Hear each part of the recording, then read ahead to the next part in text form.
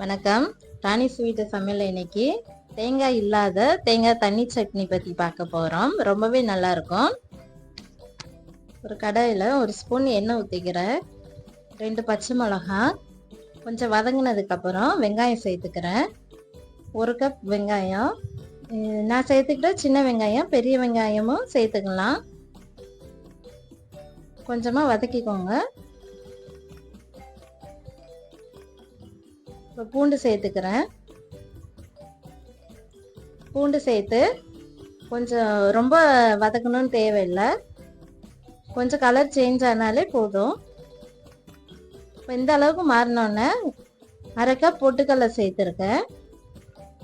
பொட்டுக்கடலை சேர்த்து ரொம்ப நேரம் வதக்கணும்னு தேவையில்லை, 1 நிமிஷத்துக்கு மட்டும் வதக்கினா போதும்.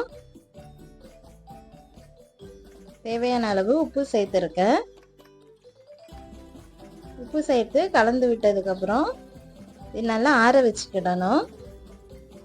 ஆறினதுக்கப்புறம் ஒரு மிக்சி ஜாரில் மாற்றி நம்ம நல்லா அரைச்சிக்கலாம். அரைச்ச சட்னியை ஒரு பாத்திரத்தில் ஊற்றிக்கிறேன்.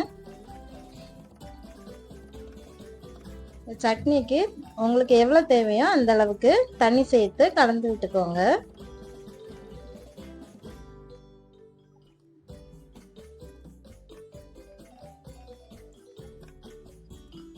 இந்த சட்னிக்கு தாளிப்பு பண்ணிக்கலாம். 1 ஸ்பூன் எண்ணெய், கடுகு பொரிஞ்சதுக்கப்புறம் காஞ்ச மிளகாய், கருவேப்பிலை சேர்த்து நம்ம இந்த சட்னியில் கலந்து விட்டுக்கலாம்.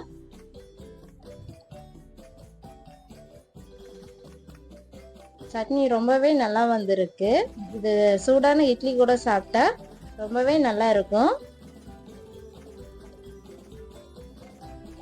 வீடியோ பிடிச்சிருந்தா லைக் பண்ணுங்க, கமெண்ட் பண்ணுங்க, ஷேர் பண்ணுங்க, சப்ஸ்கிரைப் பண்ணுங்க.